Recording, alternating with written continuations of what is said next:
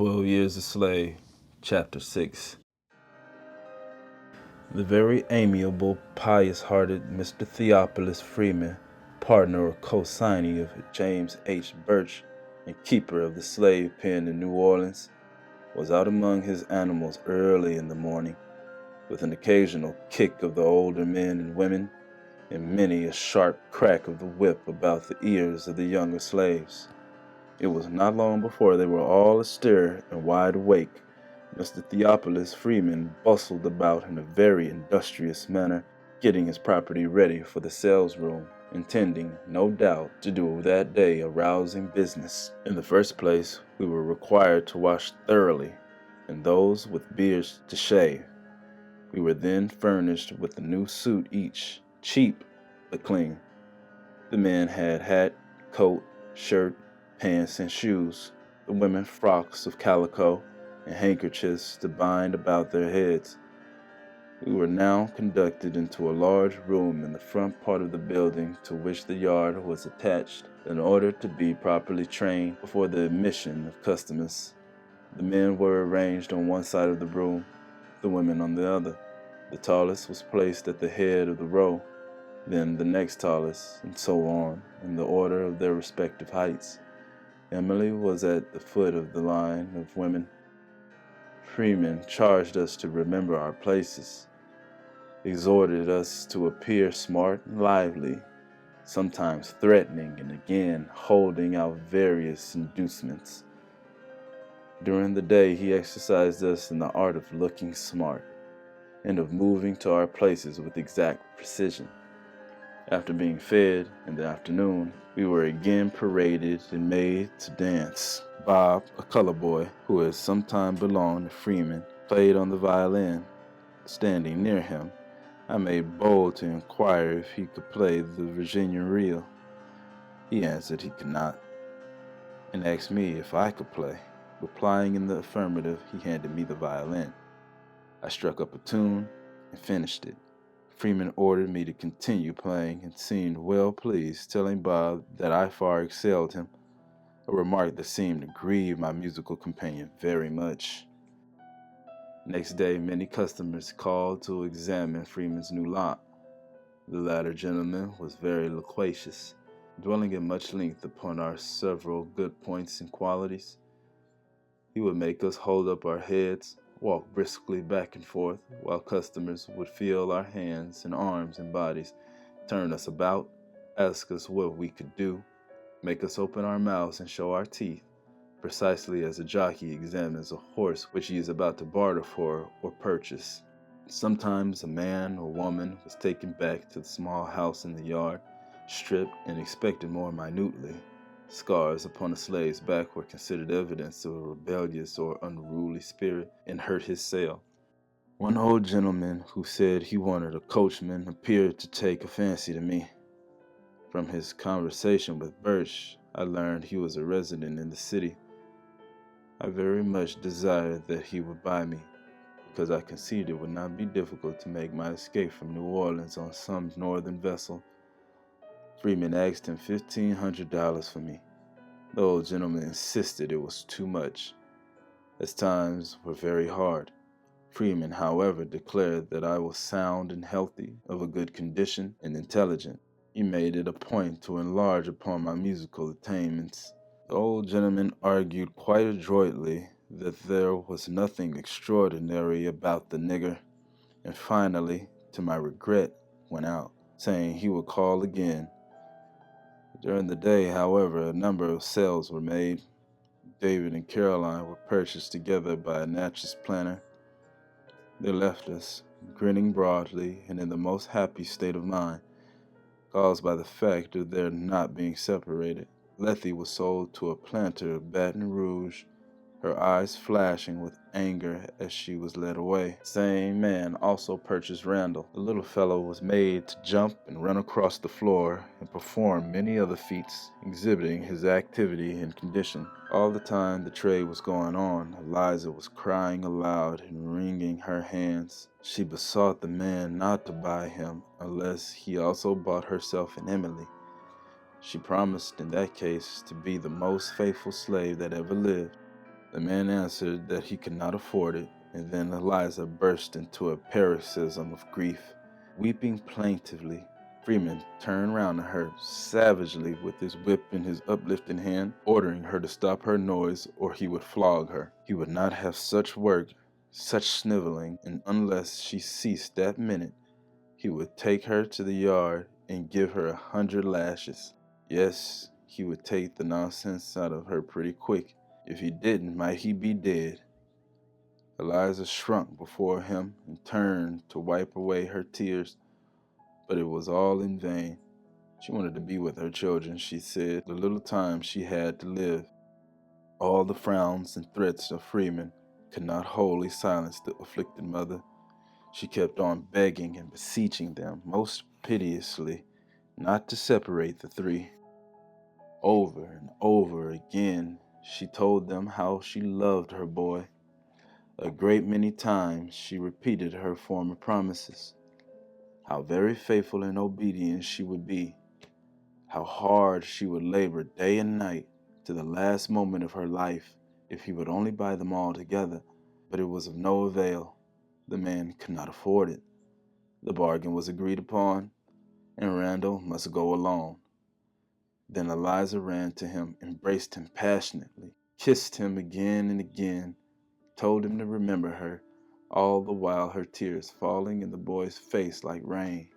Freeman damned her, calling her a blubbering, bawling wench, and ordered her to go to her place, behave herself and be somebody. He swore he wouldn't stand such stuff but a little longer. He would soon give her something to cry about, if she was not mighty careful, and that she might depend upon. The planter from Baton Rouge, with his new purchases, was ready to depart. "Don't cry, Mama. I'll be a good boy. Don't cry." Looking back as they passed out of the door, what has become of the lad, God knows. It was a mournful scene indeed. I would have cried myself if I had dared. That night, nearly all who came in on the brig Orleans were taken ill. They complained of violent pain in the head and back. Little Emily, a thing unusual with her, cried constantly.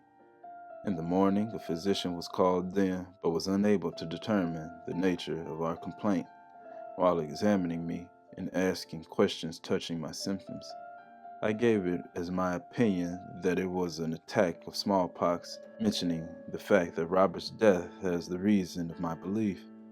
It might be so indeed, he thought, and he would send for a head physician of the hospital. Shortly, the head physician came, a small, light-haired man, whom they called Dr. Carr. He pronounced it smallpox, whereupon there was much alarm throughout the yard. Soon after Dr. Carr left, Eliza, Emmy, Harry, and myself were put into a hack and driven to the hospital, a large white marble building standing on the outskirts of the city. Harry and I were placed in a room in one of the upper stories. I became very sick. For 3 days I was entirely blind. While lying in this state, one day, Bob came in, saying to Dr. Carr that Freeman had sent him over to inquire how we were getting on. "Tell him," said the doctor, "that Platt is very bad, but that if he survives until 9 o'clock, he may recover." I expected to die. Though there was little in prospect before me worth living for, the near approach of death appalled me.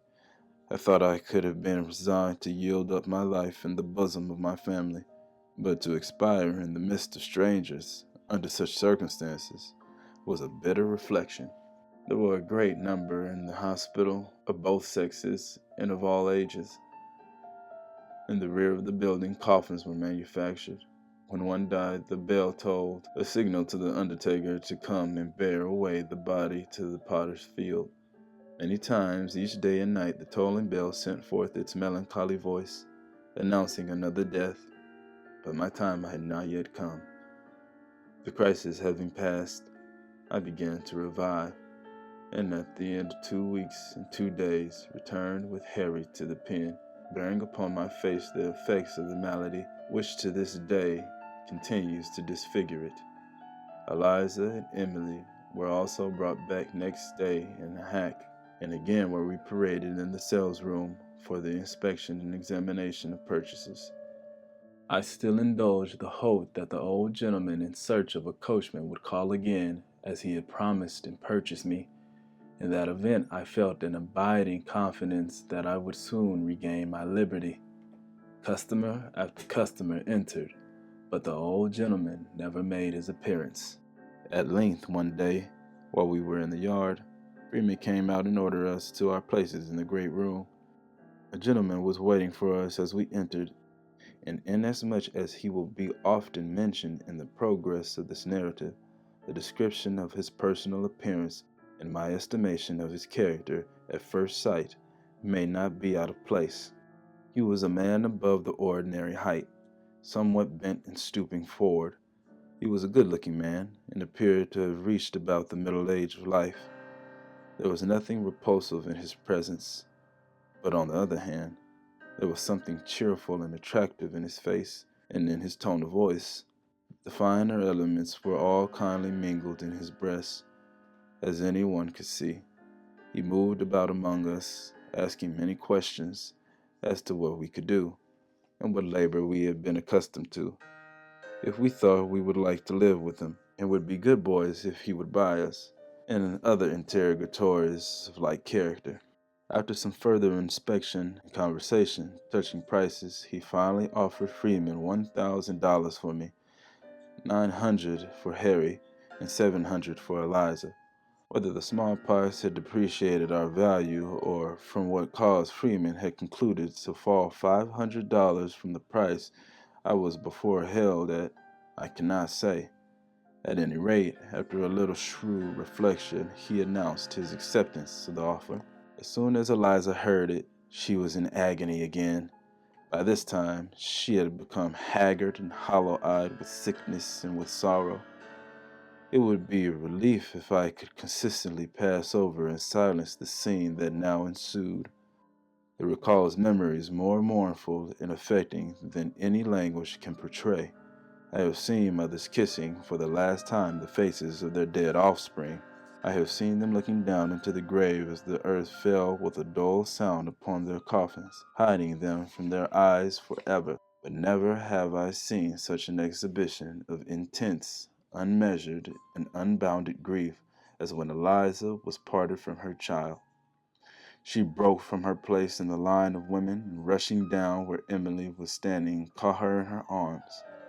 The child, sensible of some impending danger, instinctively fastened her hands around her mother's neck and nestled her little head upon her bosom. Freeman sternly ordered her to be quiet, but she did not heed him. He caught her by the arm and pulled her rudely, but she only clung the closer to the child. Then, with a volley of great oaths, he struck her such a heartless blow that she staggered backward and was like to fall.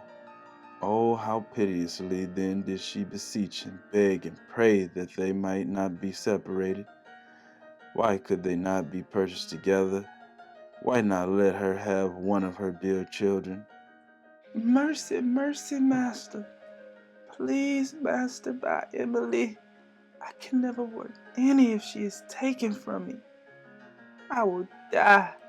Freeman interfered again, but disregarding him, she still pled most earnestly, telling how Randall had been taken from her, how she never would see him again, and now it was too bad, oh God, it was too bad, too cruel to take her away from Emily, her pride, her only darling that could not live. It was so young, without its mother. Finally, after much more supplication, the purchaser of Eliza stepped forward, evidently affected, and said to Freeman he would buy Emily, and asked him what her price was. What is her price? Buy her, was the responsive interrogatory of Theophilus Freeman, and instantly answering his own inquiry, he added, I won't sell her. She's not for sale. The man remarked he was not in need of one so young, that it would be of no profit to him, but since the mother was so fond of her, rather than see them separated, he would pay a reasonable price. But to this humane proposal, Freeman was entirely deaf. He would not sell her then on any account whatever.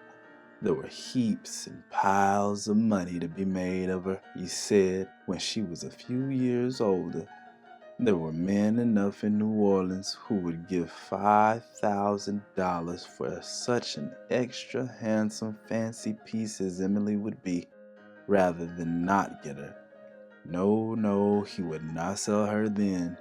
She was a beauty, a picture, a doll, one of the regular bloods, none of your thick-lipped, bullet-headed, cotton-picking niggers. If she was, might he be dead. When Eliza heard Freeman's determination not to part with Emily, she became absolutely frantic. I will not go without her. They shall not take her from me, she fairly shrieked, her shrieks commingling with the loud and angry voice of Freeman commanding her to be silent. Meantime, Harry and myself had been to the yard and returned with our blankets and were at the front door ready to leave. Our purchaser stood near us, gazing at Eliza with an expression indicative of regret at having bought her at the expense of so much sorrow. We waited some time, when finally Freeman, out of patience, tore Emily from her mother by main force, the two clinging to each other with all their might. Don't leave me, Mama. Don't leave me, screamed the child as its mother was pushed harshly forward. Don't leave me. Come back, Mama, she still cried, stretching forth her little arms imploringly, but she cried in vain. Out of the door and into the street we were quickly hurried. Still we could hear her calling to her mother. Come back. Don't leave me. Come back, Mama, until her infant voice grew faint and still more faint and gradually died away as distance intervened and finally was wholly lost. Eliza never after saw or heard of Emily or Randall. Day or night, however, were they ever absent from her memory. In the cotton field, in the cabin, always and everywhere she was talking of them, often to them, as if they were actually present. Only when absorbed in that illusion or asleep did she ever have a moment's comfort afterwards. She was no common slave, as has been said. To a large share of natural intelligence which she possessed was added a general knowledge and information on most subjects. She had enjoyed opportunities such as are afforded to very few of her oppressed class. She had been lifted up into the higher regions of a higher life. Freedom for herself and for her offspring, for many years had been her cloud by day, her pillar of fire by night. In her pilgrimage through the wilderness of bondage, with eyes fixed upon that hope-inspiring beacon, she had at length ascended to the top of Pisgah and beheld the land of promise. In an unexpected moment, she was utterly overwhelmed with disappointment and despair. The glorious vision of liberty faded from her sight as they led her away into captivity. Now she weepeth sore in the night, and tears are on her cheeks. All her friends have dealt treacherously with her. They have become her enemies.